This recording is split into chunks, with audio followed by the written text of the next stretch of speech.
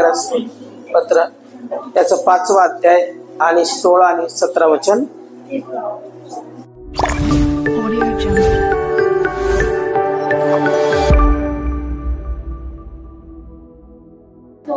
मी तर म्हणतो आत्म्याच्या प्रेरणेने चला, म्हणजे तुम्ही देहवासना पूर्ण करणारच नाही.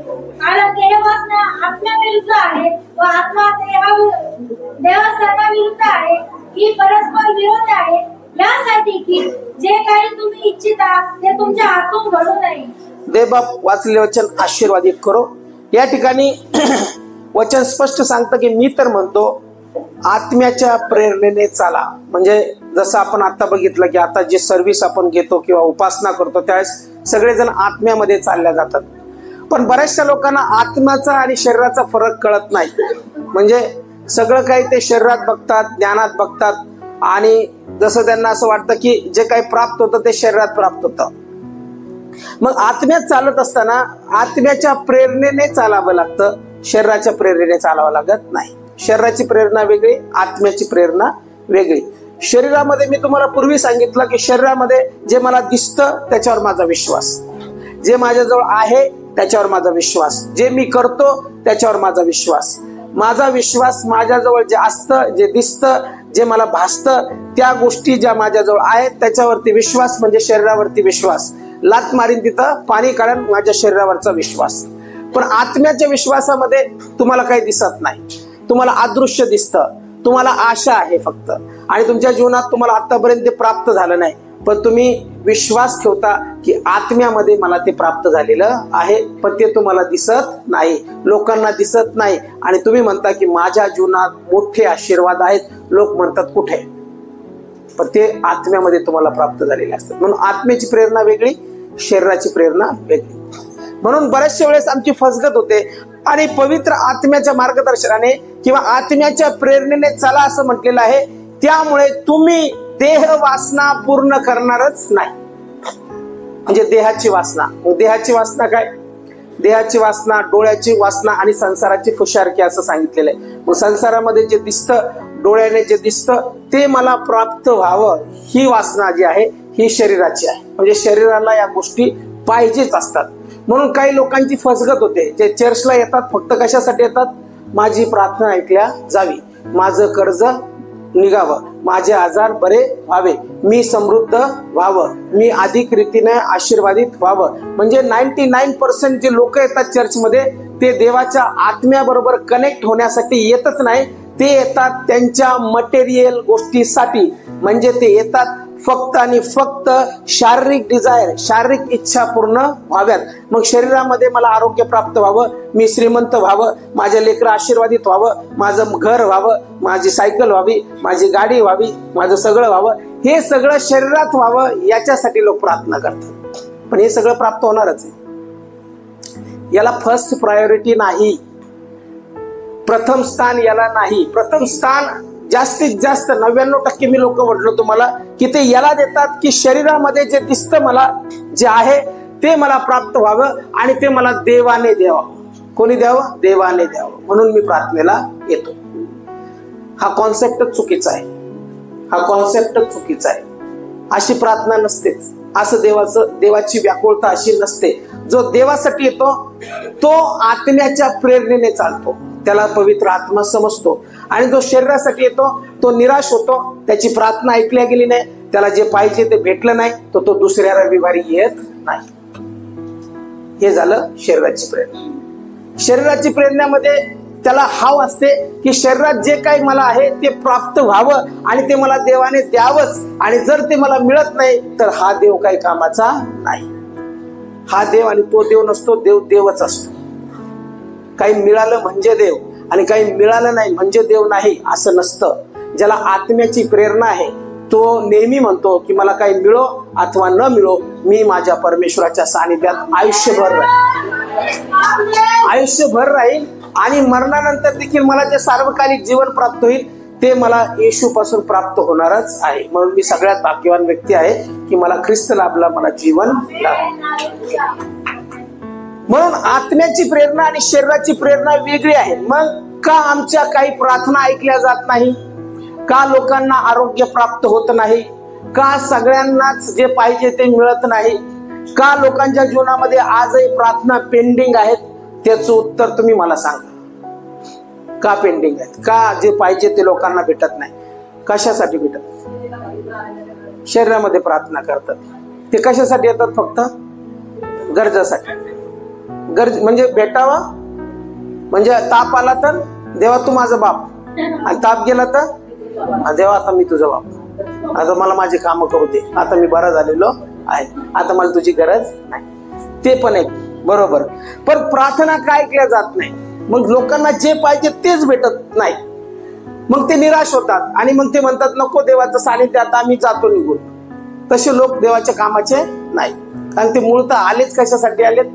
त्यांच्या शारीरिक गरजा पूर्ण व्हाव्या म्हणून ते चर्चला आलेले आहेत. आणि शारीरिक गरजा पूर्ण त्याच वेळेस होतात ज्यावेळेस माणूस आत्मिक होतो. हालेलुया. समजतंय?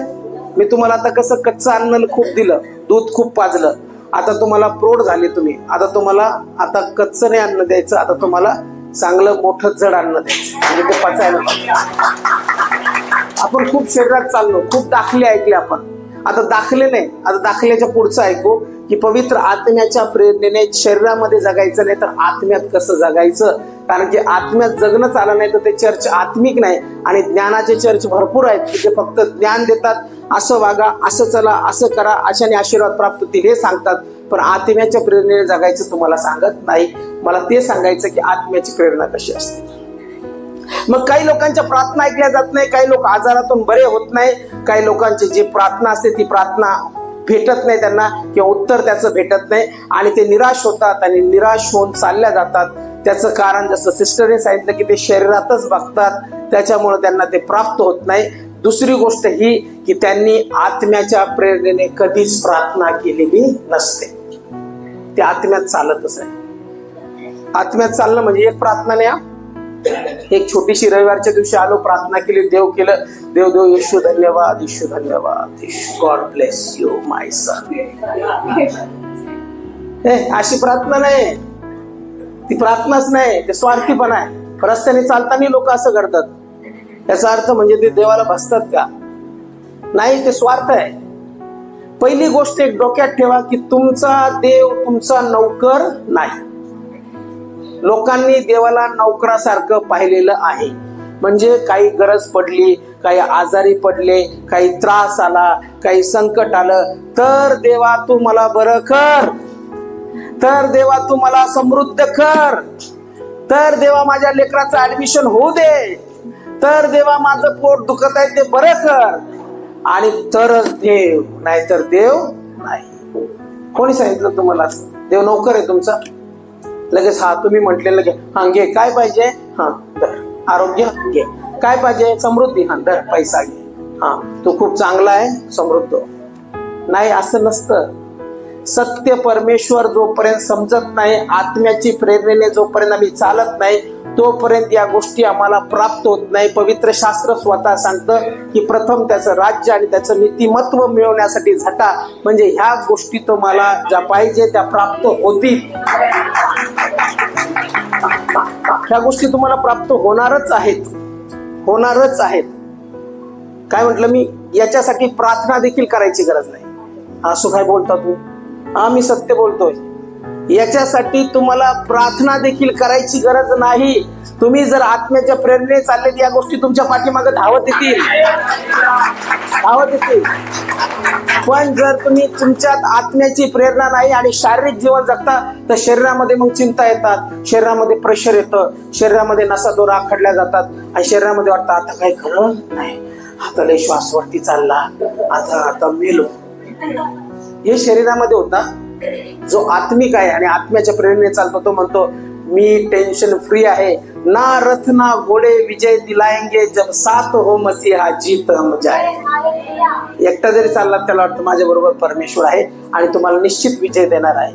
त्याला ह्या परिस्थितीला पाहून तो घाबरत नाही, संकटाला पाहून तो घाबरत नाही आणि असं म्हणत नाही आता मी बुडालो, आता मी संपलो. काहीच त्याला विचार येत नाही. त्याला विचार फक्त एकच असतो की मी माझ्या परमेश्वराबरोबर आत्म्याच्या प्रेरणेने चालत आहे. कारण की परमेश्वराने मला सांगितलेले जो आत्म्याच्या प्रेरणेने चालतो तो देह वासना पूर्ण करणारच नाही. तुम्हाला काय वाटतं, येशूच्या काळामध्ये येशूच्या पाठीमागे जे लोक येत होते ते सगळे विश्वासणारे होते का? सगळे आत्म्याच्या प्रेरणेने चालणारे होते का? त्याच्यात पण होते हौशे, गौशे आणि नवशे. आपल्या मराठी भाषेत काही लॉटर काय प्रचार करतात त्या, मराठी भाषा आमची अशीच आहे. आमच्यात हौशे, नवशे आणि गौशे असतात. मग हौस म्हणून अरे चला ते चालले, चला चर्चला, चला चला चला चला, काय काय होतं इथं, काय होते काय बघू बघू, हा हौस. मग काय केलं, नवस देवा मी फार गरीब आहे, मला श्रीमंत कर. देवा मला काम नाही, देवा मला काम दे. देवा मला मुलबाळ नाही, मला मुलबाळ दे. देवा मला आरोग्य नाही, मला आरोग्य दे. नवस करतो देवा, जर तू मला आरोग्य दिलं तर मी तुझ्यासाठी फार मोठं काम करेल, मी हे देईल ते देईल असं करेल. फक्त बोलायचा नवस असतो, करत नाही पूर्ण कोणी नवस. मी लय आता 10-12 वर्ष झाली, मला जितक्यांनी नवस बोलला तितक्यांनी तो बाद केलेला आहे. चांगले चांगले बघितले मी. माणूस लगेच बदलतो. त्याला भेटलं, प्राप्त झालं की तो बदलून जातो. तर कशाचं नवस बोललो असेल, काय होत नाही. लय जणांकडे माझे नाही, देवाचे पैसे बाकी आहेत मंडळीतल्या, तिथून तुमचं नाही म्हणत मी, तुम्ही तर इथं आहात, तुम्ही तर देणारच. पण जे मंडळी स्थापन केली आपण शाळेपासून, तिथल्या कितीतरी लोकांनी कबूल केलेले, ते माझे नाही बाकी, देवाचे पैसे बाकी आहेत, त्यांना ते द्यावंच लागेल. नाही दिले तर कुठून तरी देव त्यांचे काढूनच घे. मग 900 येत होते नवस करणारे, देवा मला हे दे, देवा मला ते दे. आणि झालं प्राप्त की ते परत येशूच्या पाठीमागे येत नव्हते. एकदा का माणसाचं काम झालं तर परत तो चर्चला दिसत नाही. तो कधी दिसतो, परत कधी दिसतो? अरे व्हेरी गुड. क्रिसमसला नाही, परत गरज पडल्यावर, परत ज्यावेळेस गरज पडते त्याला त्यावेळेस तो दिसतो. म्हणजे ज्यावेळेस त्याला त्रास होतो, त्याची प्रार्थना ऐकल्या जाते, त्याचं सगळं चांगलं चालतं, चांगलं चालल्यावर तो निघून जातो. आणि मग परत त्याला त्रास येतात, संकट येतात. मग आता चला परत आपण देवाकडे जाऊ, आणि म्हणजे देव माझी प्रार्थना ऐक. असं देव करू नका. आपण 4 जण जरी बसलो इथं आणि खरंच आत्मिक असलो तर 4 लोक 40 लाख लोकांना खेळतात.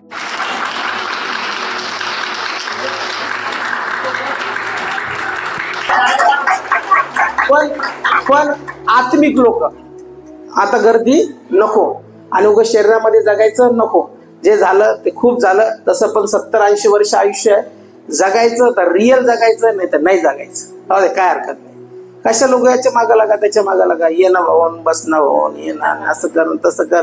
नाही, आत्म्यात जगायचं. आत्मिक प्रेरणा पाहिजे. म्हणून मी म्हटलं, मला ज्या वेळेस उपदेश येतो त्यावेळेस मला इथं बोलायला फार आवडतं, कारण की मी इथं आल्याबरोबर तुम्ही आत्मिक रीतीने देवाबरोबर कनेक्ट होता. हे खरं आहे. कारण तुम्हाला माणसाची गरज नाही, आता तुमचं कनेक्शन जिवंत देवाबरोबर.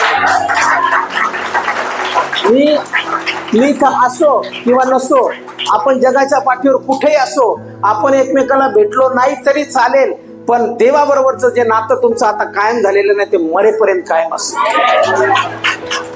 माणूस महत्वाचा नाही, मी महत्वाचा नाही, प्रिचर महत्वाचा नाही, कोणता पाळक महत्वाचा नाही, बिशप महत्वाचा नाही. महत्वाचा आहे माझा देव आणि मी. नाते कुठं राहा जगाच्या पाठीवर, पण देवाबरोबर कनेक्शन मध्ये राहा, आत्म्यात चाला. मग 900 झाले, हौशे झाले, आणि मग कोण यायचं? गौशे कशाला यायचे? चला हो, सोय होते जेवणाची सोय होते. जेवण केलं, मस्त वाटतंय. आणि हे काय साधं जेवण देत नाही, बिर्याणी देतात. चिकन बिर्याणी असली दाबून आणायची 2-4 प्लेट आणि जायचं निघून. तर ते झाले गौशे. असे लोक येत होते. पण आत्म्याच्या प्रेरणेने चालणारे फार कमी होते, की जे त्याच्याबरोबर टिकून राहिले. असे किती लोक राहिले टिकून? कोणी 12 म्हणतो, कोणी 11 म्हणतो. डिसाईड करा खरंच. 120 नंतर आले, पण मूळ 12 बरोबर राहिले. बरोबर. इकडे महिलांचं उत्तर बरोबर आहे. 11 लोक राहिले. एकाने केली ना गद्दारी, एवढा त्याला पैशाचा मोह आला, त्याने विकून टाकलं येशू. 11 लोक, कितीतरी लोकांना त्याने उपदेश केला. 5-5 हजारांची संख्येला जेव घातलं. कितीतरी लोकांना त्यांनी आणलं, त्यांना वचन दिलं, आरोग्य दिलं, लोक बरे झाले, ते घरी गेले. पण त्याच्यापैकी फक्त 11 लोक जे आहेत, त्या 11 लोकांनी आत्मिक रीतीने येशूला ओळखलं. आज मला पूर्ण विश्वास आहे या मंडळीमधल्या सगळ्यांनी येशूला आत्मिक रीतीने आत्मिक रीतीने तुम्ही कनेक्शन ती प्रेरणा फार महत्वाची आहे. ही प्रेरणा नाही ती प्रेरणा. म्हणून तो म्हणतो की आत्म्याच्या प्रेरणेने चाला, म्हणजे तुम्ही देह वासना पूर्ण करणारच नाही. काही लोक कारण देतात, बाळक साहेब पाप तर होणारच ना, आम्ही देहात आहोत ना, मग मोह होतो, मग त्रास होतो, मग असं होतं, आम्ही येशू नाही ना. काही लोक काय म्हणतात, मी येशू नाही, येशू फार पवित्र होता, मी माझ्या आई वडिलांपासून जन्मलेलो आहे, त्याच्यामुळे माझ्या शरीरात पापाचं बीज आहे, मग मी पापी आहे, तर मी पाप करणारच ना. बरोबर वाटत. काही जण म्हणतात ना, कारण देतात की आम्हाला तेवढं पवित्र चालता येत नाही, आम्हाला तेवढं पवित्र राहता येत नाही. पण वाचा इथं काय म्हटलेलं आहे की मी तर म्हणतो आत्म्याच्या प्रेरणेने चाला, म्हणजे तुम्ही देह वासना पूर्ण करणार नाही, करणारच लिहिलेलं आहे इथं. चांगलं प्रेशर दिलेलं आहे, करणारच नाही. म्हणजे कोण? जो आत्म्याच्या प्रेरणेने चालतो तो ज्याच्यामध्ये पवित्र आत्मा स्वीकारलेला आहे, तो ज्याने देवाची वाणी ऐकलेली, तो जो पवित्र आत्म्याने वॉक करतो किंवा चालतो, तो देह वासना पूर्ण करणारच नाही. बोला आता, चालू शकता की नाही तुम्ही पवित्रतेत? जरी मी शरीरात आहे तरी मी पवित्रतेत चालू शकतो. कधी चालू शकतो? ज्यावेळेस माझ्या जीवनामध्ये आत्म्याबरोबर कनेक्शन आहे किंवा आत्म्याची प्रेरणा आहे. असं नाही की आम्हाला मोह होणार नाही, असं नाही आम्हाला लालच येणार नाही, लालच येईल, मोह येईल, पण त्यावेळेस काय होईल? आम्हाला पवित्र आत्मा टोचणी करल, हे चूक आहे, हे करू नको, या गोष्टी तुला करायच्या नाही, कारण की तू तुझ्यामध्ये देवाचा आत्मा वस्ती करतो. ही आत्म्याची प्रेरणा, ती आत्म्याची वाणी. म्हणतो की देह वासना आणि आत्मा ह्या दोन्ही गोष्टी परस्पर विरोधी आहेत, टक्कर होते त्यांची, विरोधी आहे. देह म्हणतो चल हे गोड आहे, चल हे करायला पाहिजे. देह म्हणतो हे चांगलं आहे, हे तुझ्या शरीरासाठी योग्य आहे, हे करायलाच पाहिजे, आणि आपण लगेच ते करतो. आता विचार करा, हेल्दी फूड कसे असतात? हेल्दी फूड म्हणजे जे शरीरासाठी आवश्यक असतात किंवा जे ज्याच्यातून पोषक तत्वे भेटतात, असं अन्न कसं असतं? फार रुचकर असतं का? फार चवदार असतं का? कारला फार कडू आहे पण शरीरासाठी चांगलं आहे, रक्तातली साखर कमी होते किंवा शुगर लेवल कमी करते. त्याच्यानंतर गुळवेल पण माहिती आहे तुम्हाला, गुळवेल वनस्पती जी ती फार कडू असते पण ती शुगर कमी करते. जेवढं कडू, जेवढं खारट, जेवढं त्रासदायक, जेवढं हे, ते कसं त्याला चवच नसते, आणि ते घेतल्यावर काय होतं? आम्ही हेल्दी राहतो. बिना चवदार ते हेल्दी, आणि जे चवदार ते अनहेल्दी.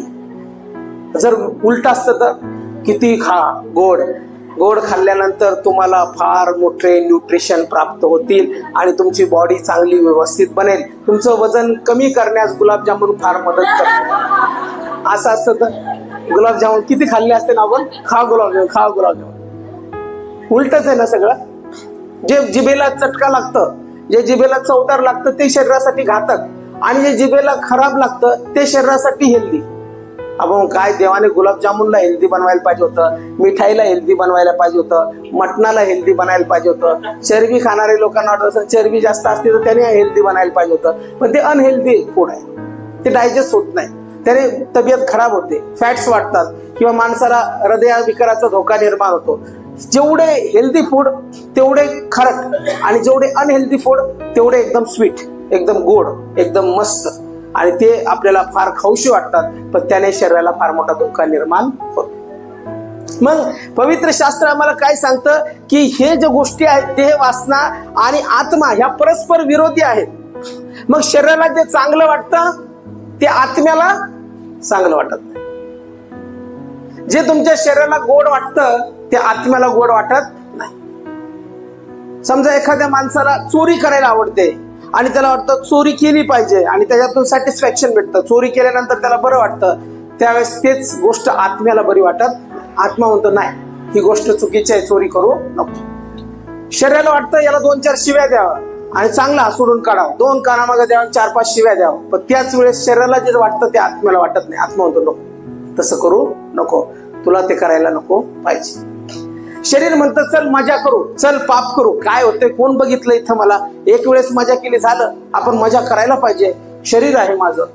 पण त्याच वेळेस आत्मा काय म्हणतो आतून, नाही तू त्याच्यासाठी बनलेला नाही, तुला मजा करायची नाही, तू माझ्या आत्म्याने चालणारा व्यक्ती आहेस, तुला पवित्र जीवन जगायचं आहे. जे शरीराला आवडतं ते आत्म्याला आवडत नाही, आणि जे आत्म्याला आवडतं ते शरीराला आवडत नाही. म्हणून इथंच याच्यामुळेच लोकांची प्रार्थना ऐकल्या जात नाही, कारण की जीवन असतं अपवित्र आणि प्रार्थना असतात फार मोठ्या, आणि असं वाटतं की लगेच परमेश्वराने उत्तर द्यावं. पण परमेश्वर म्हणतो प्रथम आत्म्याच्या प्रेरणेने चालायला शिक, मग तुला या गोष्टी प्राप्त होतील. आत्म्याच्या प्रेरणेने फार कमी लोक चालतात, फार कमी लोक चालतात. जसं मी इथं आहे तसंच मी सगळीकडे असायला पाहिजे. इथं मी वेगळा, चर्चमध्ये मी वेगळा, प्रार्थना करणारा प्रार्थना करतो, पण ज्यावेळेस मी जगात जातो त्या जगाच्या गोष्टी स्वीकारतो, पाप स्वीकारतो, ते चुकीचं स्वीकारतो, त्या गोष्टी स्वीकारतो, आणि मग माझं जे स्पिरिट आहे, जे लेवल आहे, जे अभिषेक आहे, तो मी कमी कमी कमी कमी करून घेतो. आणि मग एक दिवस असा येतो मी पूर्ण जगेक होतो, म्हणजे आत्म्याची प्रेरणा माझ्यातून संपून जाते. जसे तुम्ही इथे आहात तसे तुम्ही तिथेही असायला पाहिजे.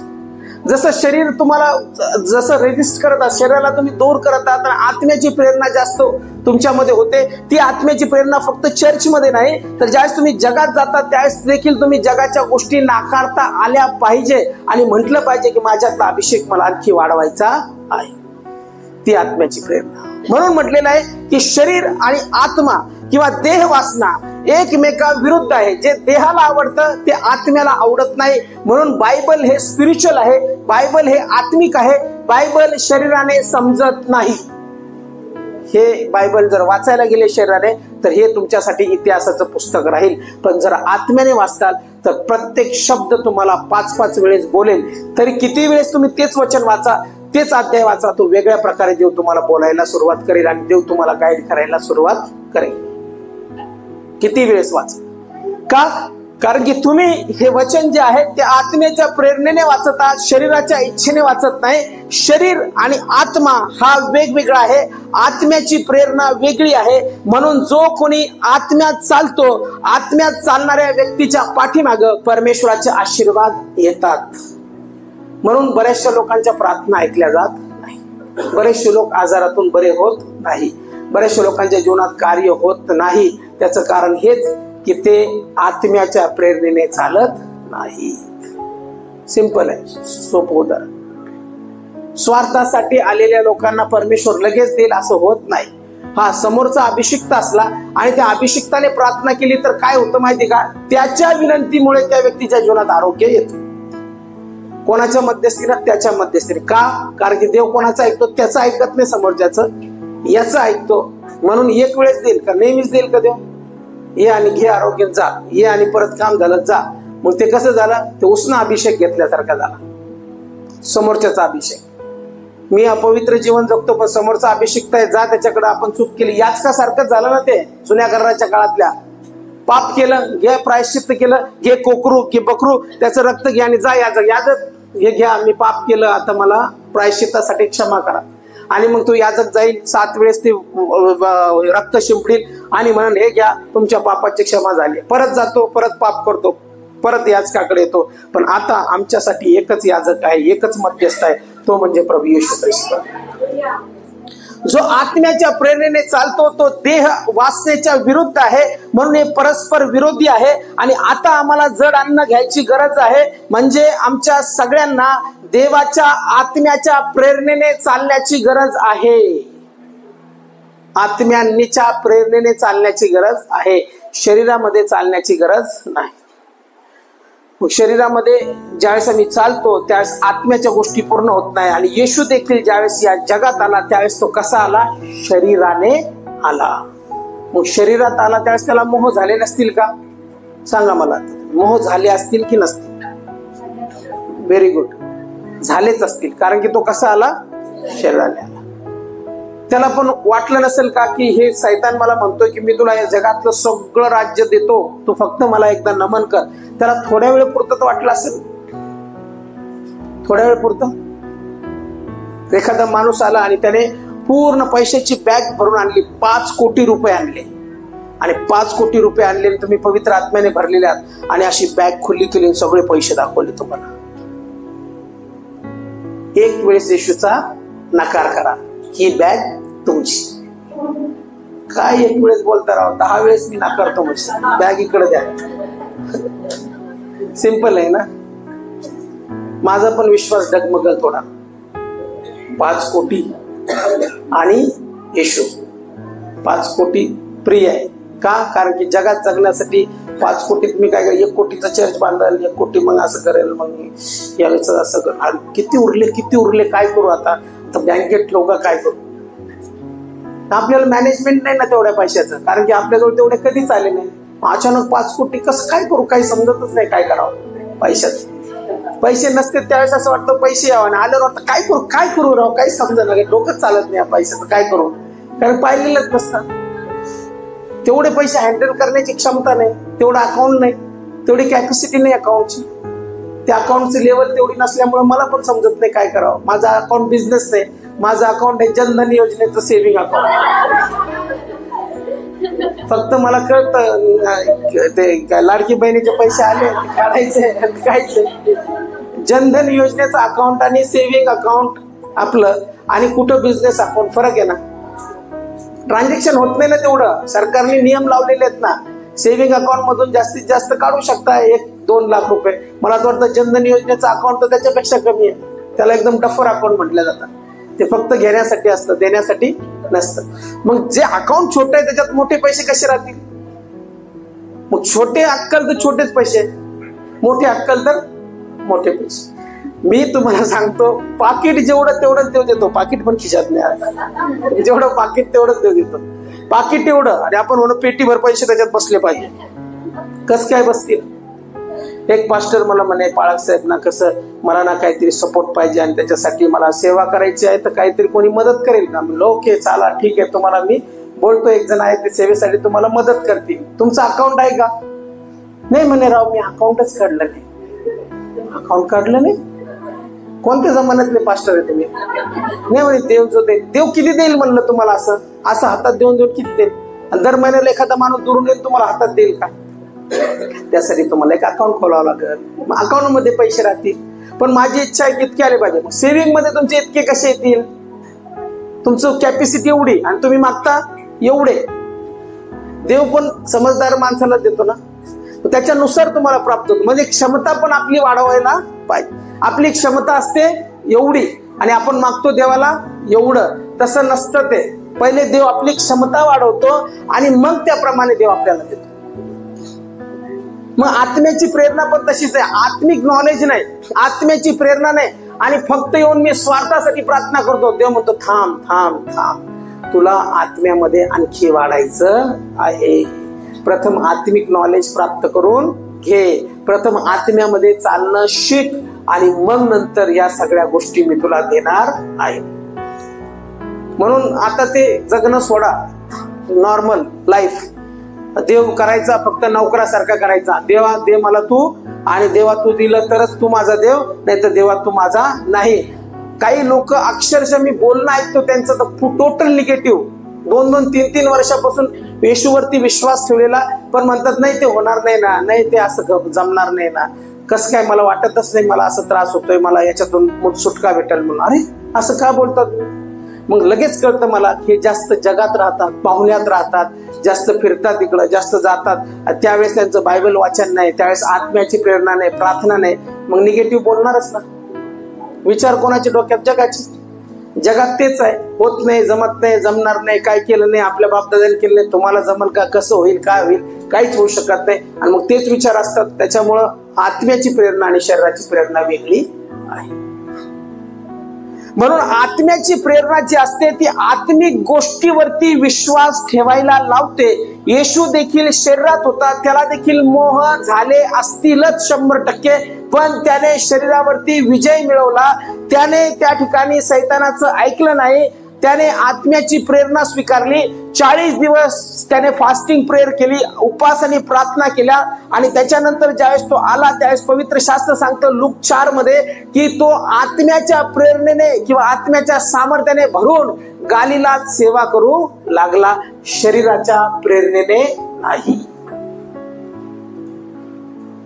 जो कोणी सेवा करू इच्छितो, जो कोणी प्रचार करू इच्छितो, जो कोणी प्रार्थना करू इच्छितो, एक सिंपल प्रेयर देखील करू इच्छितो, त्याने परमेश्वराच्या आत्म्याच्या प्रेरणेने चालावं. नाही तर प्रार्थना करू नका. जितके दुष्ट आत्मे त्याच्या शरीरात आहे, जितके दुष्ट आत्मे त्याला त्रास देत आहेत, जितके दुष्ट आत्मे त्याच्या घरात आहे, एका सेकंदामध्ये तितके दुष्ट आत्मे म्हणतील उसको छोडो, उसको छोडो. मोळाच्या माशी सारखं आहे ते. बरं, आम्हाला दगड मारतो का? लहान लेकरं नाही का, दिसली मारल्यावर त्यांना काय?